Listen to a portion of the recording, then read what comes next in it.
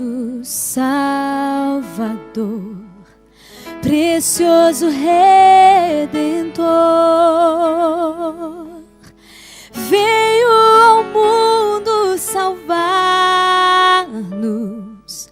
da culpa nos livrar. Oh, da culpa nos livrar.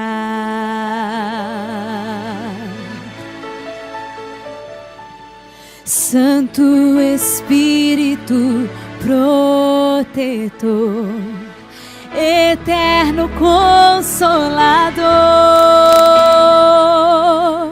trouxe esperança ao aflito e paz ao coração. Oh, e paz ao coração. Somente a Ele adoramos, somente a Ele louvamos. Trouxe-nos cura e graça e paz ao coração. Oh, e paz ao coração. Deus eterno, muito obrigada, Senhor, porque o Senhor enviou o teu único filho para morrer por cada um de nós. E este filho refez esse caminho até a ti. Obrigada, Pai, por essa bênção. Obrigada pelo teu Espírito Santo que conduz a nossa vida. E obrigada porque o Senhor sempre foi e continuará sendo o nosso Pai amoroso, o nosso amigo fiel, que nos sustenta na fraqueza, Senhor. Louvado seja o teu nome para todo sempre. Amém. Eterno Pai amoroso, o nosso amigo fiel, nos sustentou na fraqueza, do mundo nos salvou. Oh, do mundo nos salvou. Somente a Ele adoramos,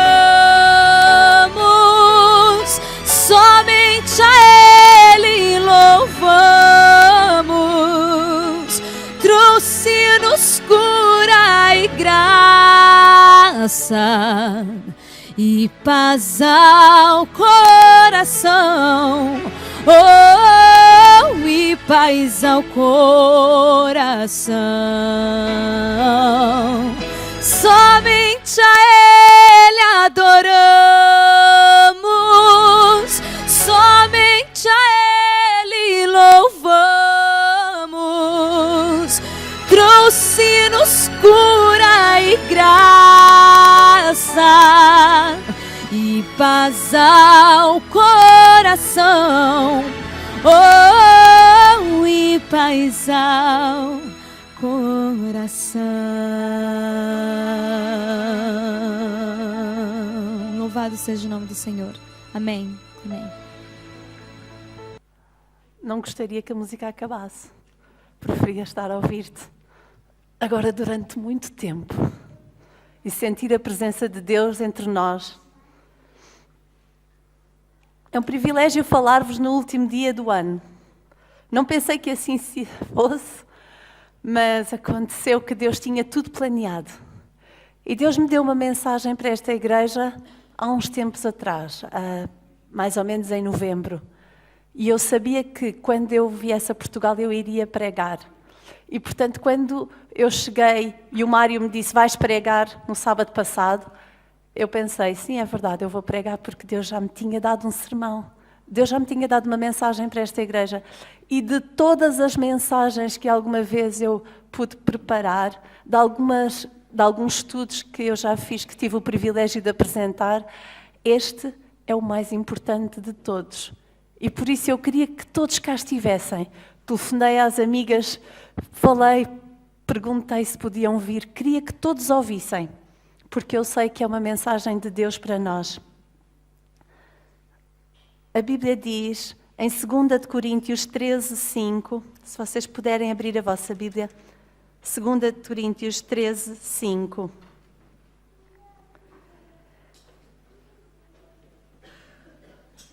Segunda de Coríntios 13, 5. Examinai-vos a vós mesmo se realmente estáis na fé. E isto é que eu gostaria de fazer convosco hoje. Examinar-nos, cada um de nós, para sabermos se estamos na fé. E vamos começar com o testemunho de João. Convido-vos para abrir a vossa Bíblia no livro de João, no capítulo 1, no versículo 12 e 13. João, no capítulo 1, no versículo 12 e 13. Diz, mas a todos os quantos receberam, deu-lhes o poder de serem feitos filhos de Deus, a saber, aos que creem no seu nome, os quais não nasceram do sangue, nem da vontade da carne, nem da vontade do homem, mas de Deus. Quando preparo uma mensagem, gosto de pregar em primeiro lugar para os meus filhos, porque assim sei que já estive há algum tempo a preparar a mensagem e posso falar com uma linguagem que as crianças entendam.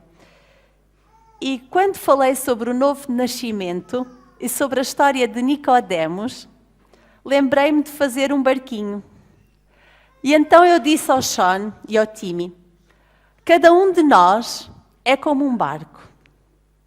Quando nascemos, o nosso barco está dirigindo-se para o mal, para aquilo que é de errado. Nascemos com uma natureza pecaminosa. Nascemos com vontade de fazer o que é errado. Nascemos egoístas, nascemos sem vontade de Deus. Assim, quando nascemos, o nosso barquinho sempre caminha em direção ao mal. Muitos de nós temos o privilégio de, em criança, alguém nos trazer à igreja. Alguma semente do Evangelho é plantada no nosso coração. E então, um dia, começamos a ver que o nosso barquinho, volta e meia, se vira para um outro lado, para uma outra direção, para uma direção oposta. Se até aqui eu iria sempre direcionada para o mal, a partir do momento em que eu tenho o Evangelho na minha vida, eu começo a remar em direção a Deus. E muitas vezes eu caminho em total oposição àquilo que eu fazia no passado. Porém, muitas vezes encontro ondas, muitas ondas, e as ondas tornam o meu barquinho na direção oposta. E lá vou eu. E expliquei então ao Sean, a única maneira do teu barquinho nunca andar para cá e para lá, e para cá e para lá, a única maneira que nós temos de dirigir-nos para o céu, de dirigir-nos sempre a caminho de Deus, é simples. A única maneira é de desistir. Desistir o quê? Disse o Sean. Desistir do leme. O leme da minha vida, o comando da minha vida. Se eu digo, já não sou eu, mas agora o mestre e comandante da minha vida é Deus. Então o que vai acontecer é que as ondas do mar vão lá estar, mas o meu barco vai continuar. E há uma música muito bonita que diz que mesmo que o barco afunde, mesmo que eu morra, eu sei que eu vou acordar lá. O que eu vos quero dizer é que a experiência do novo nascimento é uma coisa tão simples, que uma criança de 7 anos e uma criança de 4 anos pôde, ao fim da minha explicação, reproduzir. Eles reproduziram a nossa explicação. Encontramos uma conversa muito interessante entre Jesus e um doutor da lei exatamente sobre o novo nascimento. E eu gostaria de ver convosco e ler convosco a história de Nicodemos. Eu sei que é uma história que para muitos de vós é uma história muito explorada, com muitíssimo valor. E eu gostaria de meditar convosco em algumas coisas. Nicodemos, eu estou a ler João no capítulo 3, diz-nos aqui que havia entre os fariseus um homem chamado Nicodemos, um dos principais dos judeus. E este de noite foi ter com Jesus e lhe disse: Rabi, sabemos que és mestre vindo da parte de Deus, porque ninguém pode fazer estes sinais que tu fazes se Deus não estiver com ele. Tem tanta coisa aqui para dizer que é extraordinário. Eu podia passar muito tempo só falando nestes versículos. Por exemplo, quem era Nicodemos? Quem era Nicodemos? Nicodemos diz aqui que era um dos principais dos judeus. Eu gostaria que vocês pensassem quem seria Nicodemos verdadeiramente. Que práticas faria? Que maneira que ele viveria a sua vida? Eu pus aqui alguma lista. Vejam se concordam comigo. Nicodemos acreditava em Deus, certo? Certo. Nicodemos ia sempre à igreja, sempre à sinagoga, certo? Certo. Não faltava a nenhuma reunião de igreja. Nicodemos era um homem que orava a Deus, certo? Certo. Nicodemos lia e memorizava longas passagens da Bíblia, certo? Naquele tempo, os primeiros 5 livros da Bíblia era obrigatório que os fariseus soubessem de cor. Portanto, ele não só lia, mas memorizava as passagens da Bíblia. Nicodemos jejuava 2 vezes por semana, porque isso era uma regra dos fariseus. Nicodemos devolvia o dízimo. E finalmente, como nos diz o próprio Jesus, Nicodemos era um mestre, era um professor. E este fariseu, este homem religioso, vem até Jesus. E é interessante que o reconhece como mestre. De alguma forma o reconhece pelo menos à mesma altura do que ele. Porque Jesus dirige-se a Nicodemos como mestre. Vocês podem ver no versículo 10. Tu és mestre em Israel. Isto é o que Jesus lhe diz. Mas ele, Nicodemos, refere-se a Jesus e diz: Mestre, tu és um mestre vindo de Deus. Reconhece que Jesus, de alguma forma, tem um poder, de alguma forma que lhe atribui um poder divino, que vem de Deus. E poderíamos pensar nós que no versículo 2, que na verdade Nicodemos está a lisonjear Jesus. Porque Nicodemos vem até ele reconhecendo a divindade, reconhecendo que ele é um mestre. Então podemos ficar talvez perplexos com a resposta de Jesus. A resposta de Jesus a Nicodemos é muito, muito clara. Respondeu Jesus: em verdade te digo que se alguém não nascer de novo, não pode ver o reino de Deus. Mas alguma pergunta foi feita por Nicodemos? Vocês estão a ver aqui alguma pergunta? Jesus, face à vinda de Nicodemos, havia uma coisa muito importante que Jesus queria estabelecer com Nicodemos. A menos que ele nascesse de novo, não podia ver a Deus. E agora começa aqui para Nicodemos uma grande jornada. Talvez já tivesse começado antes, vocês dizem, porque afinal ele veio até Jesus. Porém, comentadores bíblicos dizem, porém, que se ele veio à noite, isso de alguma forma representaria como ele estaria espiritualmente, que ainda não teria aceitado Jesus completamente no seu coração, ainda não estaria pronto para fazer publicamente uma afirmação. Tu és Deus, tu és divino, tu és mestre, publicamente. Por isso veio à noite. Por isso, eu atrevo-me a dizer que esta jornada começa aqui. Quando ele fala com Jesus face a face. E quando ele fala com Jesus face a face, Jesus não está com rodeios. Não diz obrigado pelo teu reconhecimento. Obrigada pelo aquilo que me disseste, tu tens razão, eu venho de Deus, eu sou mestre. Não. Jesus diz, se tu não nasceres de novo, não serás salvo. E é muito extraordinário porque há muitos comentadores falando da resposta de Nicodemos. Vamos ler. Versículo 4. Perguntou-lhe então Nicodemos: como pode um homem nascer sendo velho? Pode porventura voltar ao ventre materno e nascer uma segunda vez? E aí Jesus responde: em verdade vos digo que quem não nascer da água e do Espírito não pode entrar no reino de Deus. muito interessante. Jesus diz, tu tens que nascer de novo, Nicodemos. Tu tens que me dar o comando da tua vida. Tu tens que me aceitar. Tens que me aceitar. Eu vou ser o comandante da tua vida. E Nicodemos faz de uma certa forma uma brincadeira com as palavras de Jesus. Ou uma ironia, consoante a maneira como vocês queiram ler. Mas a verdade é que eu não acredito que Nicodemos não fosse um homem de muito pensamento. Não, eu acredito que Nicodemos era um homem muito inteligente. Era um homem habituado a pensar, a refletir, porque afinal era um fariseu professor. E perante o convite de Jesus de nascer de novo, Nicodemos remete para o nascimento físico. Não nos é estranho que isso aconteça, porque afinal a palavra nascimento acontece com cada um de nós de uma forma física.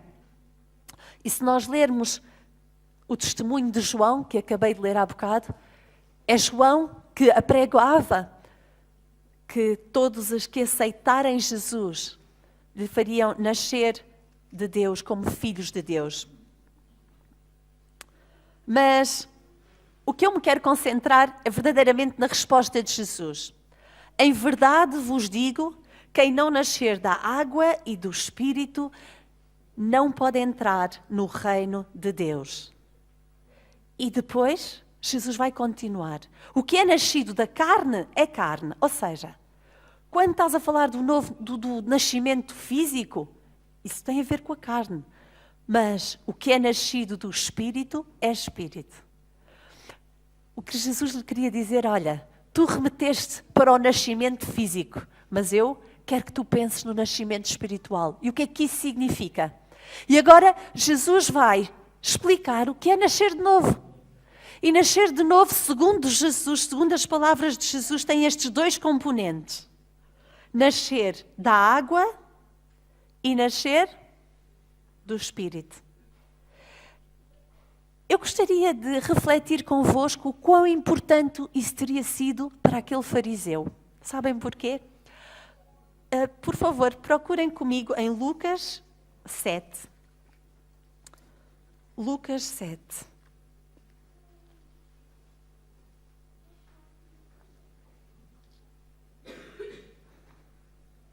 Lucas 7, 29. Lembram-se que isto acontece no princípio do ministério de Jesus. João tem estado a pregar, João está a batizar. Os fariseus. Qual é a atitude dos fariseus face ao batismo de João? Lucas 7, 29.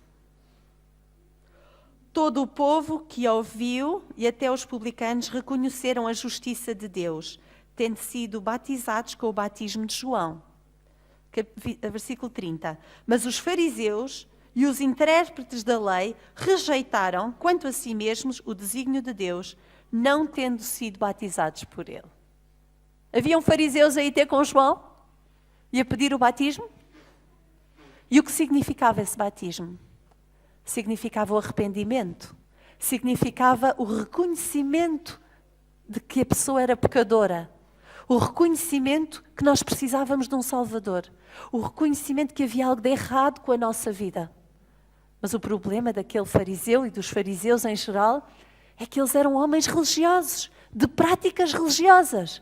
Eles iam à igreja, eles oravam, eles liam a Bíblia, eles davam o dízimo. Não havia nada de errado com eles. Como é que eles iam ser batizados? Porquê? Porquê é que eles precisariam de algum batismo? E Jesus diz, interessa-te que tu nasças de novo. E tu tens que nascer de novo. Pela água. Mas não somente pela água, pelo Espírito. João falava sobre este nascimento do Espírito. E se vocês abrirem a vossa Bíblia em João 1. João 1. Ele é muito claro com todos os seus discípulos. Ele diz, João Batista diz, versículo 32, e João testemunhou dizendo, vi o Espírito descer do céu como uma pomba e pousar sobre ele. Eu não o conhecia. Aquele, porém, que me enviou a batizar com água, me disse: aquele que sobre quem vires descer e pousar o Espírito, esse é o que batiza com o Espírito. Ou seja, Nicodemos, tu tens que nascer de novo. Isso significa aceitares-me. Aceitares-me de uma forma incondicional. Aceitares que precisas de um Salvador. Aceitares que és um pecador. E quando tu me tiveres na tua vida, quando eu for o capitão do teu barco, eu vou derramar sobre ti o Espírito Santo. Vê? Jesus é quem nos batiza pelo Espírito.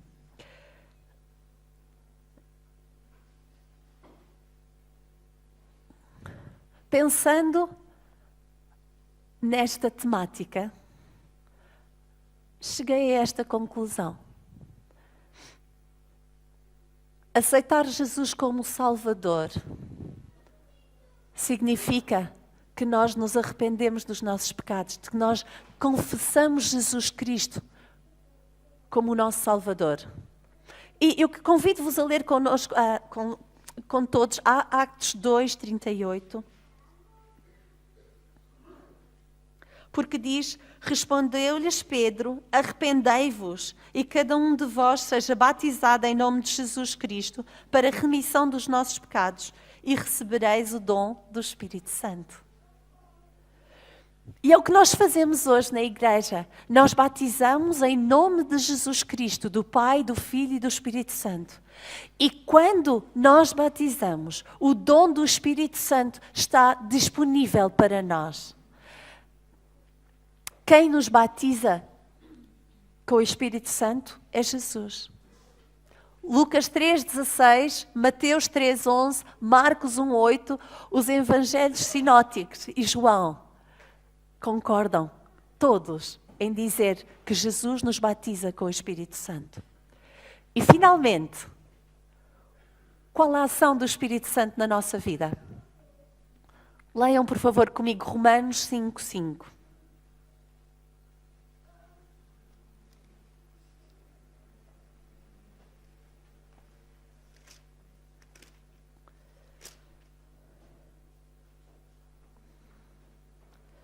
Ora, a esperança não confunde, porque o amor de Deus é derramado em nosso coração. Por quem? Pelo Espírito Santo.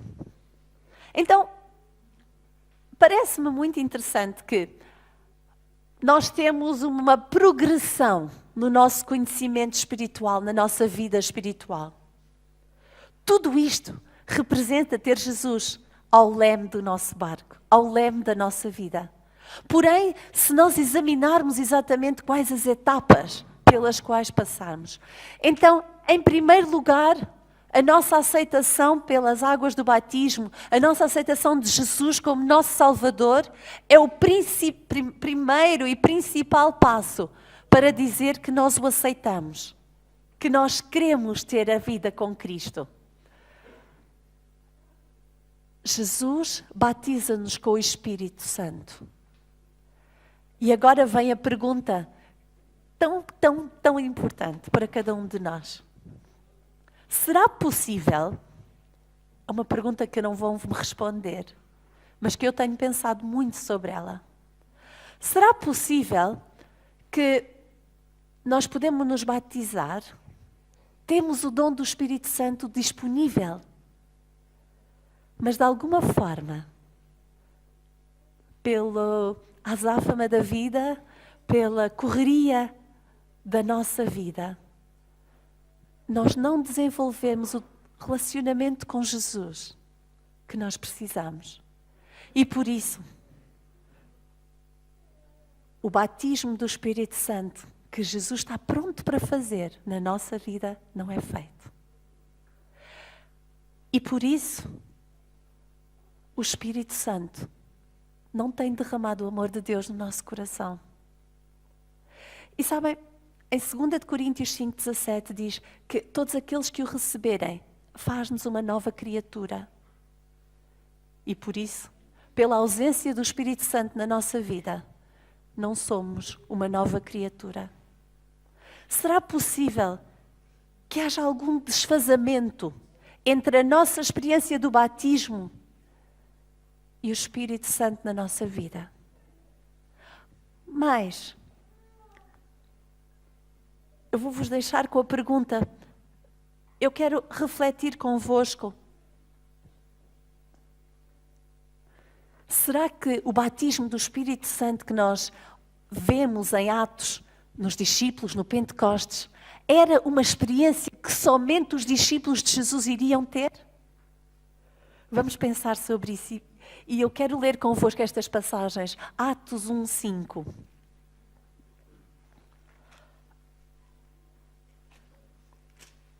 Atos 1:5. Porque João, na verdade, batizou com água, mas vós sereis batizados com o Espírito Santo, não muito depois destes dias.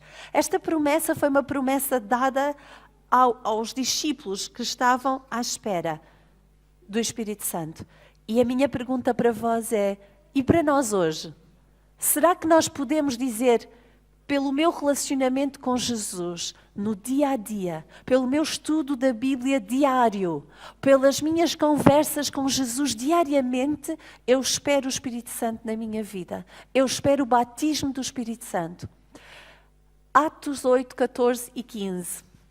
Nós vemos que esta promessa do Espírito Santo não era de forma nenhuma para os discípulos somente, mas para muitas outras pessoas que iriam desenvolver relacionamento com Deus.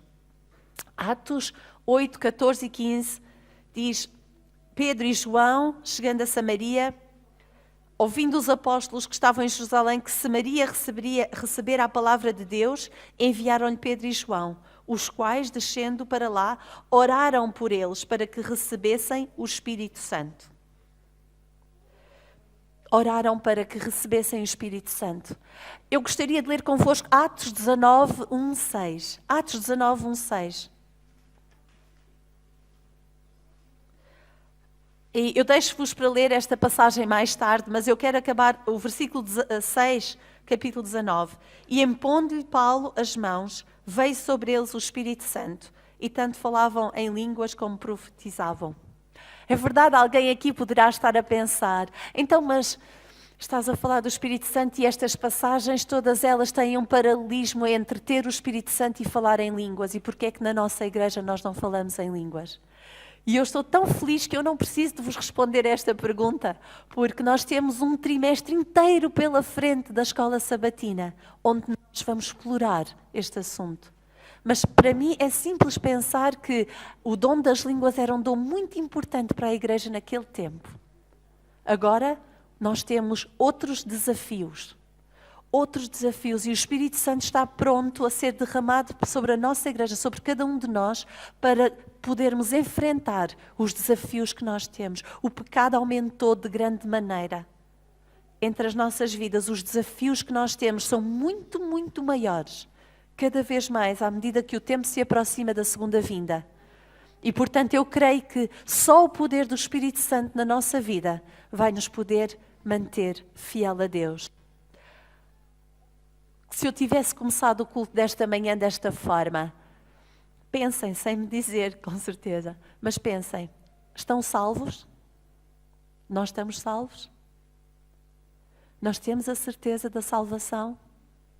Nós temos a certeza absoluta da salvação? E alguém pode dizer, não, eu estou-me a lembrar, 1 Coríntios 10, 12. Alguém quer ler comigo 1 Coríntios 10, 12? Um versículo muito interessante quando se fala da certeza da salvação. Aquele, pois, que pensa estar em pé, veja que não caia. É verdade. Nós não acreditamos como igreja que uma vez salvos, salvos para sempre. No sentido que uma vez salvos, a nossa vida pode ser destituída de Jesus Cristo e ainda assim somos salvos. Não, nós não acreditamos nisso. Mas o que eu quero perguntar a cada um de vocês é, vocês têm a certeza da salvação? Se este fosse o último dia da nossa vida, se amanhã já não estivermos aqui na terra, vocês têm a certeza que estão salvos? Porque Jesus disse a Nicodemos exatamente o que era importante para nós estarmos na vida eterna. Nascer da água, nascer do Espírito. De um lado, arrepender dos nossos pecados. Do outro, pedir o derramamento do Espírito Santo na nossa vida. Para finalizar esta meditação, gostaria de fazer algo convosco. Eu gostaria de pedir à Gabriela que viesse tocar uma música. E enquanto esta música, enquanto nós ouvimos esta meditação musical, eu gostaria que vocês pensassem sobre o vosso compromisso com Deus. Eu gostaria que vocês pensassem no tempo que vocês têm passado com Deus, a buscá-lo, a ler a Bíblia, a desenvolver um relacionamento com Jesus, dia a dia. E que vocês possam orar pelo derramamento do Espírito Santo na nossa vida, na vossa, na minha, na nossa. Como igreja, que nós possamos ter um reavivamento espiritual, que nós possamos passar este momento de meditação em resposta àquilo que vocês acabaram de ouvir. Que Deus vos abençoe.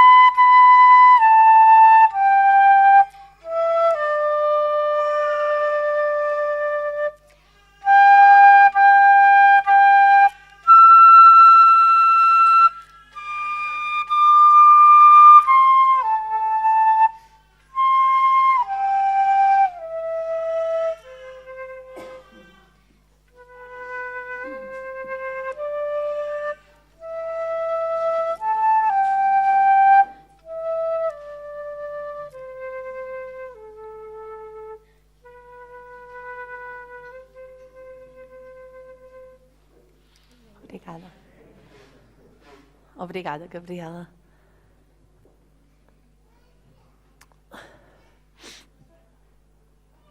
Parábolas de Jesus, página 67.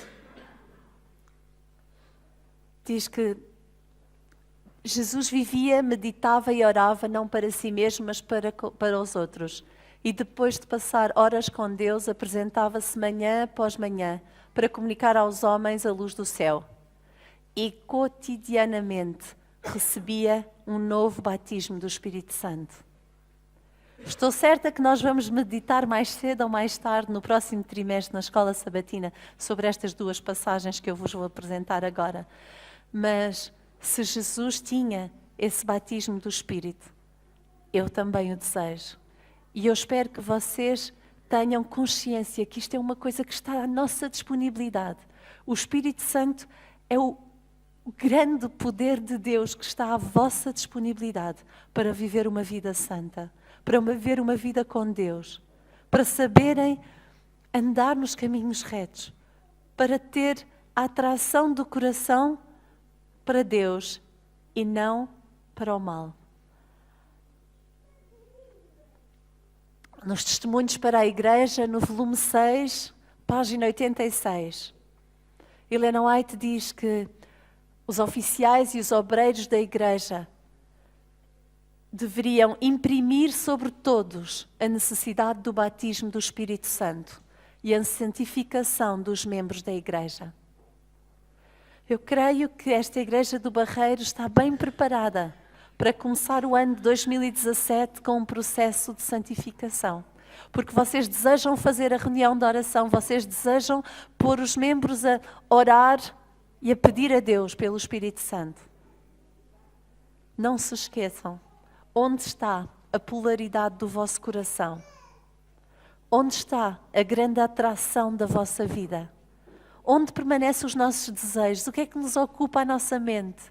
Quais são os nossos objetivos nesta vida?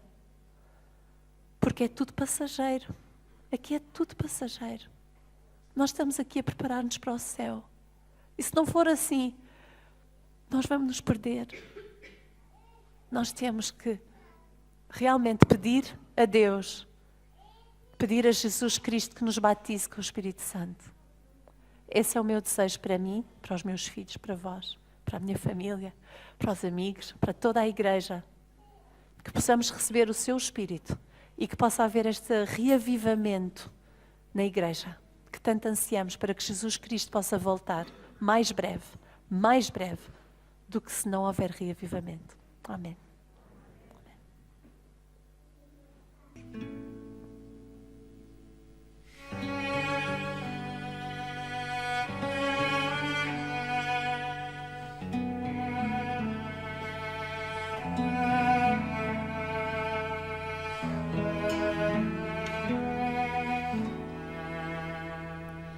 Não consigo entender o que tu vês em mim. Ó Senhor, eu não sou o que devia ser, mas só tu com amor me limpas de meu mal, e este amor é que me ajuda a seguir em caminhos de perdição. Andava eu, mas com amor tu traçaste um plano para mim, respondeste minha oração de fé, Senhor. Desde então só a ti pertenço eu. Um milagre, Senhor, um milagre eu sou, um milagre, Senhor, tens feito em mim, até findar meu viver, dar-te-ei meu louvor. Um milagre,